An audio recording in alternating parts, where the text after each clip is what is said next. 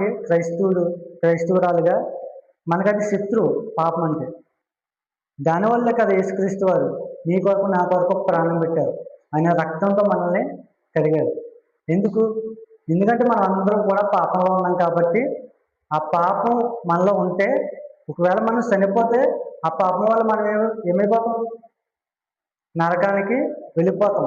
కాబట్టి ఆ పాపం మనలో ఉండకూడదని దేవుడు ఏం చేశాడంటే మన కొరకు ప్రాణం పెట్టాడు. ఆయన రక్తంతో మనల్ని కడిగాడు. హెబ్రీయులు 10వ అధ్యాయం 4వ వచనంలో చూసినట్లయితే మీరు అక్కడ ఉంటుంది, మేకల రక్తం కానీ ఎద్దుల రక్తం కానీ మన పాపం తీయడం ఇంపాసిబుల్ అంట. ఓల్డ్ టెస్ట్మెంట్లో చూసినట్లయితే పాత గ్రంథంలో చాలామంది పాపం చేసినప్పుడు, ఇప్పుడు ఒక వ్యక్తి పాపం చేశాడంటే ఆ వ్యక్తి ఏం చేసేవాడు తెలుసా? బలిచ్చేవాడు.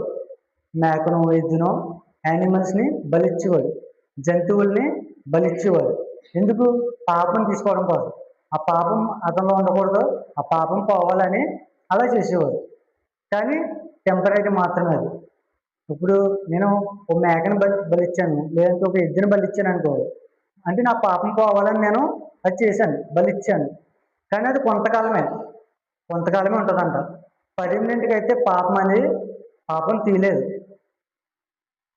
అది పాపం, జంతువు అనేది పాపాన్ని తీయలేదు పర్మనెంట్గా, కొంతకాలం మాత్రమే అది పనిచేద్ది.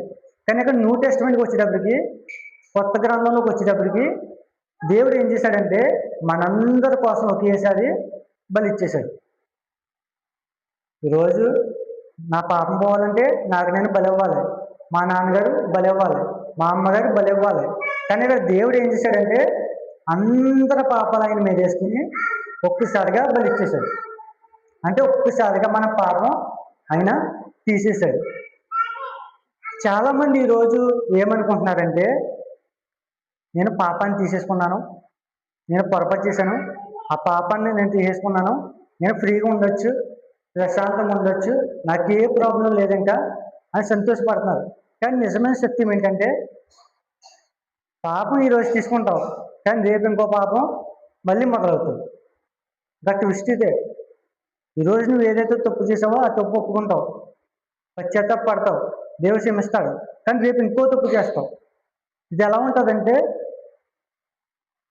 Hour body is a sinful mission. మన శరీరం ఏంటంట? పాపం చేసే మిషన్ అవుతుంది. మనలో ఒక మిషన్ ఉంది, పాపం చేసే మిషన్. అంటే అది కొత్త పాపాన్ని సృష్టిస్తూనే ఉంటుంది.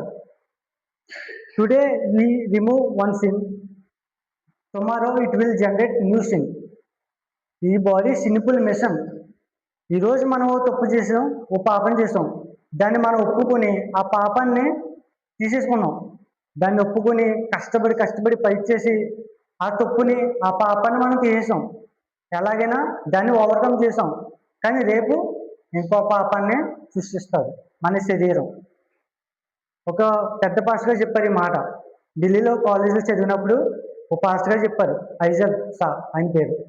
ఆయన చెప్పారు ఈ మాట, మన బాడీ సిన్ఫుల్ మిషన్ అంట. ఈరోజు ఒక పొరపాటు మనం ఒప్పుకుంటాం, ఓ తప్పు మనం తీసేసుకుంటాం ఎలాగైనా కష్టపడి. కానీ రేపు ఇంకో పాపం పడుతుందంట మనలో. ఈరోజు ఓ తప్పు, అది అయిపోయింది, నెక్స్ట్ ఇంకో తప్పు, అది అయిపోద్ది, ఇంకో తప్పు. ఇక్కడ మనం ఏం చేయాలంటే keep killing the sin, otherwise sin kills you. మనం పాపాన్ని చంపుతూ ఉండాలి, లేకపోతే అది మనం చంపేద్దంట. మనం పాపం చంపకపోతే అది మనం చంపేద్ది. ముందే కదా తాగేద్దాంలే, ఈరోజు చిన్నదే కానీ రోజు కంటిన్యూ చేస్తున్నాం. అర్థమవుతుందా? ఈరోజు కొద్దిగా తాగేద్దాంలే ముందు అని కొద్దిగా స్టార్ట్ చేస్తారు, అది కంటిన్యూ ఇంకా. అంటే పెరుగుతుంది, చంపేస్తుంది. అది మీకు అర్థం కావట్లేదు. అది చంపుతుంది మిమ్మల్ని, మీరు దాన్ని చంపట్లే, అది మిమ్మల్ని చంపేస్తుంది. ఇక్కడ మనం ఏం చేయాలంటే దాన్ని చంపుతూ ఉండాలంట ప్రతిరోజు. ఎలా చంపుతావు? ఈ శరీరంతో నువ్వు చంపలేవు, ఈ శరీరం వేసుకుని నువ్వు చంపలేవు. ఎందుకంటే ఇదే శరీరం ప్రతిరోజు కొత్త తప్పు చెయ్యి అని ప్రొవైడ్ చేస్తుంది, ముందుకు తోస్తుంది మనల్ని. కొత్త తప్పు చెయ్యి, కొత్త పాపం మనలో పుట్టేస్తుంది ఇదే శరీరం. దీంతో నువ్వు, ఈ శరీరంతో నువ్వు ఓవర్కమ్ చేయలేవు. కానీ నువ్వు ఎలా ఓవర్కమ్ చేస్తావంటే దేవుని ద్వారా. దీని ద్వారా. ఇది నీలో ఉంటే అది పాపం వస్తుంది కానీ అవతల పాపం పాపాన్ని. నిజంగా సిల్లిగా మాట్లాడాను కానీ నిజం. ఇది కానీ మనలో ఉంటే, ఈ వాక్యం ప్రతిరోజు మనం చదివితే there is no chance for sin. ఈ శరీరం ఎంత ట్రై చేసినా నువ్వు తప్పవు, దారి తప్పవు. దేవుని వైపు మాత్రమే నువ్వు చూస్తావు. బైబిల్ ఇక్కడ ఏం నేర్పుతుందంటే, keep killing the sin, otherwise sin will kill you. పాపాన్ని చంపుతూ ఉండు, లేదంటే పాప నిన్ను చంపేద్ది. ఇలా అంటున్నాను కానీ ఈరోజు మనం సీరియల్ అని సినిమా అని మనం చూస్తున్నామంటే అది మనం కంటిన్యూ చేసేస్తున్నాం. బాధపడకండి దయచేసి, ఇదే నిజం. ఈరోజు మనం ఒకటి పెట్టుకుంటాం, అది కంటిన్యూ చేస్తాం. రేపు ఏం జరుగుతుంది, ఆ తర్వాత ఏం జరుగుతుంది అంటే మనం కంటిన్యూ చేసేస్తున్నాం, దాన్ని ఆపట్లేదు మనం. అలాగే పాపం కూడా మనలో ఒక్కసారి వచ్చిందంటే అది మనం చంపే వరకు వదలదు. కాబట్టి మనం ఫైట్ చేయాలి, గివప్ ఇవ్వకూడదు, మనం ఫైట్ చేయాలి. అసలు పాపం ఎలా వచ్చింది ఎంతమందికి తెలుసు? పాపం ఎలా వచ్చింది ఎంతమందికి తెలుసు? నాకు తెలుసు, మీ అందరికీ తెలుసు. పర్లేదు చెప్పండి. పాపం ఎలా వచ్చిందంటే, పాపం స్టార్టింగ్ ఎవరు చేశారు? పోనీ ఆదాము చేశాడు. God created man Holi and good. దేవుడు మనిషిని ఎలా చేశాడంటే పరిశుద్ధంగా చేశాడు, మంచిగా చేశాడు. ఇక్కడ సాతాను ఏం చేసింది? అవ్వని మోసగించింది. దేవుడు మనిషిని చేశాడు మంచిగా, పరిశుద్ధంగా. ఇక్కడ సాతాను ఏం చేసింది? అవ్వని మోసగించింది. ఆదాము ఏం చేశాడు? దేవునికి అవిధేయత చూపాడు. ఆ తర్వాత ఏమైంది? పాపం లోకంలోకి వచ్చేసింది. ఒక్క పండు పాపం తెచ్చేసింది, చిన్న పొరపాటు పాపం వచ్చేసింది, చిన్న తప్పు మరణం వచ్చేసింది. ఇక్కడ రోమీయులకు రాసిన పత్రిక 5వ అధ్యాయం 12వ వచనం చూడండి. రోమీయులకు 5వ అధ్యాయం 12వ వచనం త్వరగా.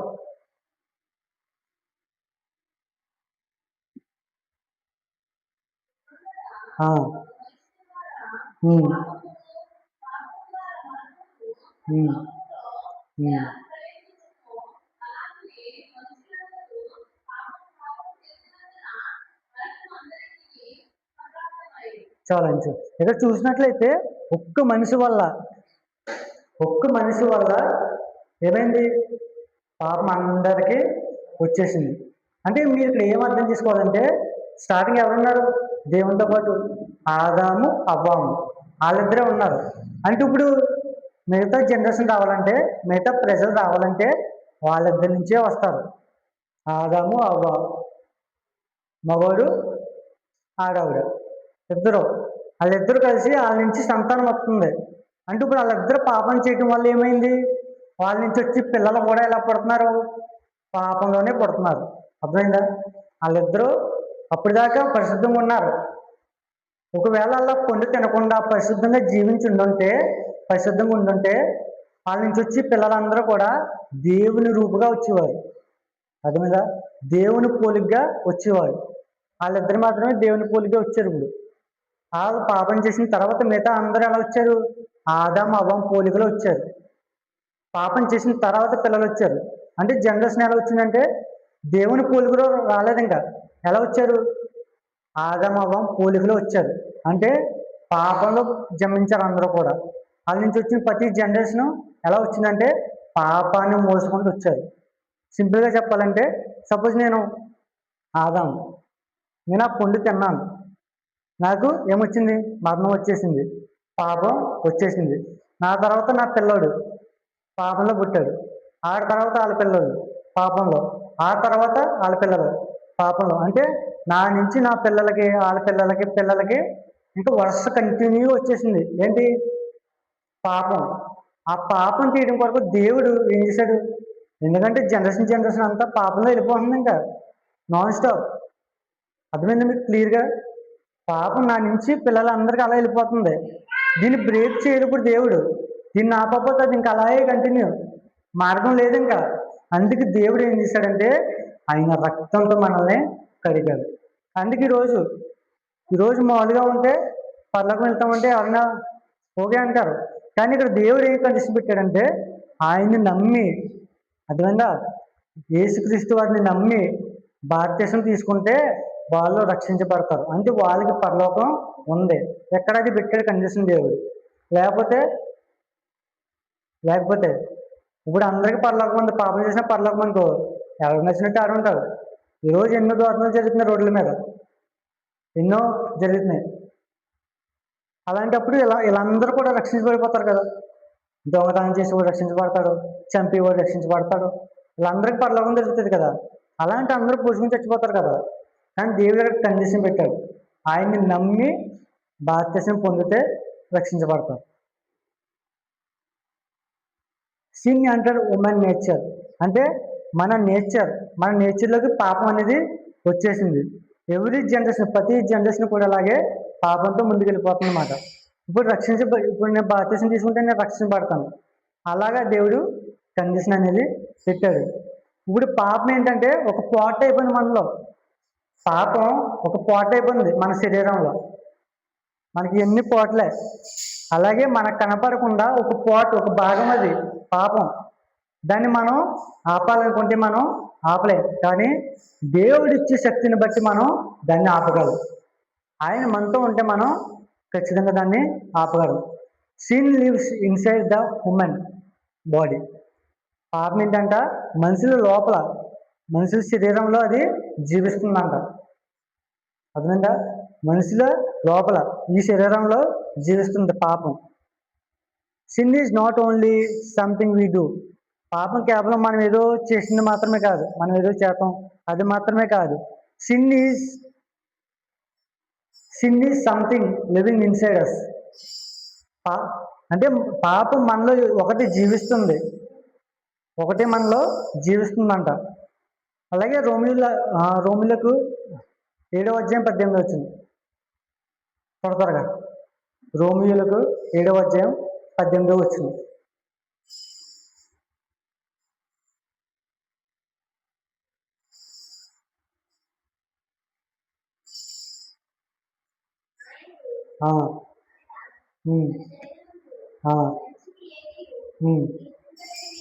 చాలండి. ఏంటంట మనలో ఏ మంచి కూడా నివసించలేదు. మనలో ఏ మంచి లేదు. ఇప్పుడు మనలో మంచి ఉండాలంటే మనలో క్రైస్తవం ఉండాలి. ఇప్పుడు ఆయనలో మనం ఉంటే మనలో అన్ని మార్పులు వస్తాయి. James chapter 1:14, each person is tempted. ప్రతి వ్యక్తి కూడా టెంప్ట్ అవుతున్నారు. ప్రతి ఒక్కరు కూడా, ప్రతి ఒక్కరు, అందరూ టెంప్టేషన్స్ అని ప్రతి ఒక్కరికి వస్తున్నాయి. ప్రతి ఒక్కరు టెంప్ట్ అవుతున్నారు. ఎందుకంటే when is draw away by his own desire. ఎందుకు? మన ఓన్ కోరికల వల్ల, నీ ఓన్ కోరిక వల్ల మనం టెంప్ట్ అనేది అవుతున్నాం. అంటే లోపం ఎవరిలో ఉంది? మనలో ఉంది. ఎందుకంటే పాపం అనేది మనలో ఒక భాగం కాబట్టి, పాపం అనేది మనలో ఉంది కాబట్టి మనం ఈరోజు టెంప్ట్ అనేది అవుతున్నాం. సాతానుడికి మనం అవకాశం ఇస్తున్నాం. అది ఒకవేళ మనలోకి పాటు కాకపోతే ఈరోజు నువ్వు నేను కూడా దానికి లోపడం, నువ్వు నేను కూడా పాపం చేయాలనుకోం. అది మనలో ఒక భాగం కాబట్టే దానికి మనం అవకాశం అనేది ఇస్తున్నాం. మన వాటి అదే తీసుకుంటుంది, అదే మనలోంచి తీసుకుంటుంది. Sin comes from inside, not out side. పాపం లోపల నుండి వస్తుంది, బయట నుండి రావట్లేదు. ఇక చూసుకున్నట్లయితే ఆదికాండం 4లో చూసినట్లయితే కేయిన్ ఉన్నాడు కదా. దేవుడు అతనికి వార్నింగ్ అనేది ఇచ్చాడు. కానీ అతను పట్టించుకోలే, అతను నెగ్లెక్ట్ చేశాడు. Cain did not control it. అతనిలో ఉన్న పాపాన్ని కంట్రోల్ చేసుకోలేకపోయాడు, అతను ఉన్న కోపాన్ని కంట్రోల్ చేసుకోలేకపోయాడు, దేవుడు చెప్పి నిలలేకపోయాడు. అందువల్ల ఏమైంది? పాపం అతన్ని కంట్రోల్ చేసింది. ఇప్పుడు అర్థమైందా? పాపాన్ని అతను కంట్రోల్ చేయలేదు, పాపమే కేయిన్ని కంట్రోల్ చేసింది. ఒక్కసారి ఏమైపోయాడు? నాశనం అయిపోయాడు. పాపం ఎప్పుడు మనల్ని నాశనం చేయడానికే చూస్తుంది, మనల్ని పాడు చేయడానికే చూస్తుంది, మన నాశనమే కోరుకుంటుంది అది. ఇక్కడ చూసినట్లయితే a machine keeps providing the same product.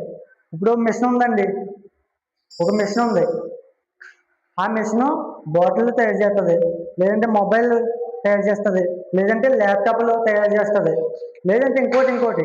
దాని పని ఏంటి అంటే బాటిల్ తయారు చేయడం, లేదంటే షూస్ తయారు చేయడం, ఇలా చాలా మిషన్లు ఉన్నాయి, దాని పని అది. కానీ ఇక్కడ our body is a simple mission అంటున్నాడు. ఇక్కడ మన శరీరము సింపుల్ మిషన్ అంట. పాపం తయారు చేసి మిషన్ మన శరీరం. ఇక్కడ మనం మీకు క్లియర్గా అర్థమైంది చెప్తాను, చూసారా? చూడండి ఒకసారి. Remove anger today. ఈరోజు కోపం తీసేశారనుకో, రేపు ఏం మొదలవుతుంది తెలుసా? ఒక్కొక్కరికి ఒక్కొక్కటి మొదలవుతుంది.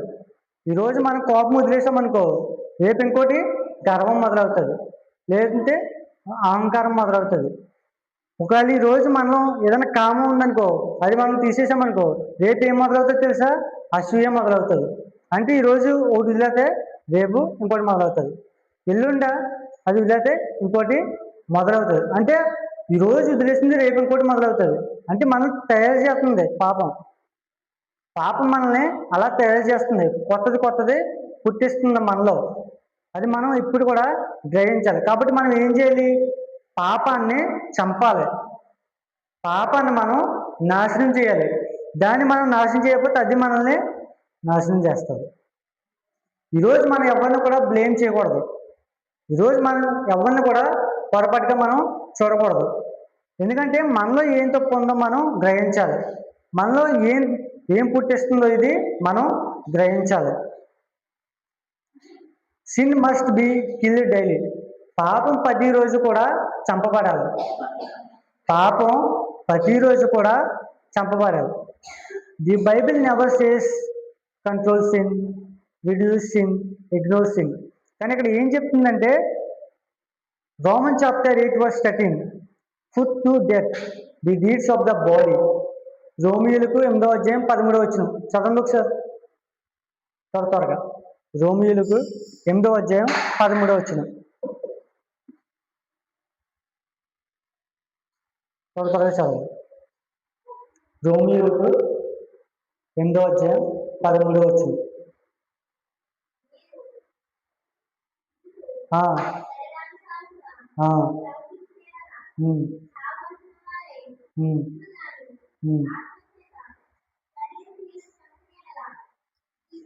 చాలండి. ఇక్కడ మనం శరీర క్రియల్ని చంపాలి. శరీర క్రియల్ని మనం ఏం చేయాలి? చంపాలి. ఇక్కడ కింగ్ సౌల్ని చూసుకున్నట్లయితే 1 సామ్యూయేలు 15 చూసినట్లయితే సౌలు గారు ఉన్నారు. ఎవరు? సౌలు గారు తెలుసు కదా. 1 సామ్యూయేలు 15 సౌలు గారు ఉన్నారు, కింగ్ సౌలు. ఆయన చూసినట్లయితే ఆయన ఏం చేశాడు? He spread what God said to destroy. దేవుడు కొన్నిటిని నాశనం చేయమని చెప్పాడు, కానీ ఆయన నాశనం చేయలేదు, వదిలేశాడు. దేవుడు కొన్నిటిని నాశనం చేయమని చెప్పాడండి, కానీ సౌలు గారు ఏం చేశాడంటే విడిచిపెట్టాడు, అక్కడ పొరపాటు చేశాడు. That spread sin later destroy sin. కానీ తర్వాత ఏమైంది? పాపం తన్నే తర్వాత నాశనం చేసింది. ఈరోజు ఏం చెప్పాడు దేవుడు? సౌలు గారికి నాశనం చేయమని చెప్పాడు, ఈయన విడిచిపెట్టాడు. దానివల్ల తర్వాత ఏమైంది? ఆయన్ని డిస్ట్రాయ్ అయిపోయాడు, మొత్తం నాశనం అయిపోయిన తర్వాత ఆయన. ఇక్కడ ఎర్లీ చర్చ్ టీచర్స్ ఉన్నారు, అంటే కొంతమంది బిగ్ పాస్టర్స్. వాళ్ళు ఏం చేశారంటే వాళ్ళు ఏం చెప్పారనుకున్నారు? Sin grows if it is not kills early. పాపం అంట మనలో గ్రో అవుతుందంట, ఎదుగుతుందంట, మనలో చంపదంట. ఫస్ట్ స్లోగా ఎదుగుతుందంట, ఆ తర్వాత చంపుతుందంట. పాపం స్లోగా ఎదిగిన తర్వాత చంపుతుందంట. ఇక తర్వాత చూసినట్లయితే జాన్ హూన్ అనే వ్యక్తి ఉన్నారు. ఆయన ఏం చెప్పారంటే be killing sin or sin will be killing you. పాపాన్ని చంపుతూ ఉండండి, లేదంటే పాపం నిన్ను చంపుతుంది అని చెప్తున్నాడు. అంటే వీళ్ళందరూ కూడా, ప్రతి ప్రీచర్ కూడా పాపం కోసం ఎందుకు ఇలా చెప్తున్నారంటే పాపం ఎంత ప్రమాదమో మనం తెలుసుకోవాలి. పాపం మనలో ఉంటే అది మనల్ని చంపుతూ ఉంటుంది. అది మనం గ్రహిస్తే మనం దాన్ని పోగొట్టుకోగలం. అలాగే దేవుని యొక్క సపోర్ట్ కూడా మనలో ఉండాలి.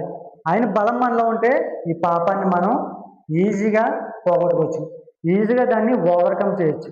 కాబట్టి పాపానికి అవకాశం ఇవ్వద్దు, దేవుని కొరకు జీవించండి, పాపాన్ని తరిమి కొట్టండి. ఈ వాక్యం దేవుడు దీవించును గాక.